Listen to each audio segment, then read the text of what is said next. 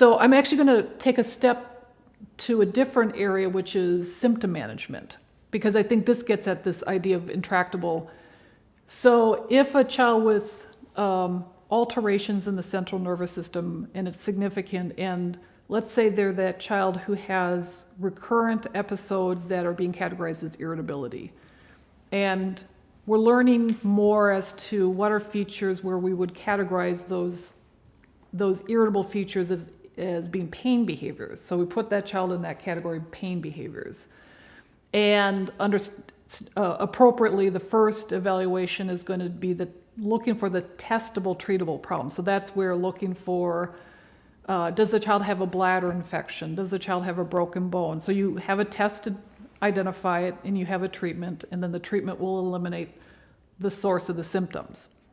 Not uncommonly, there are children where there might be one problem that might explain it, like gastroesophageal reflux, but then that's treated, and they continue to have these recurrent episodes of, again, agitation, irritability. We'll categorize it as pain behavior. So now they get a scheduled medication to lessen it. Let's say gabapentin is one that's more commonly accepted for these kids. So some children, after they've had, say, 2 medications with different mechanisms of action to lessen symptoms that can be generated from the central nervous system, because the central nervous system has a regulation of sensory processing in the spinal thalamic tract and the thalamus in the brain.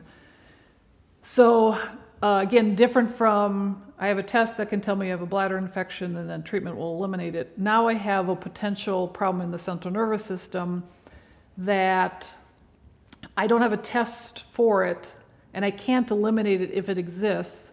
I have medications that can modify it, i.e., medications directed at nerve pain. Many children have benefit, but not all have the benefit we'd hope for. So in some children, it can be that they might have, say, 3 medication trials, some lessening, but not complete elimination. That's an example where I would describe that's an intractable problem. It's just like epilepsy, that you've used 3 medications, their seizure frequencies decrease, but you can't stop the child from having any seizures at all.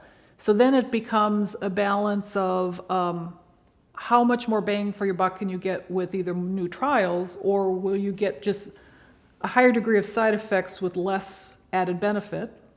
That's a natural point in time to revisit goals, revisit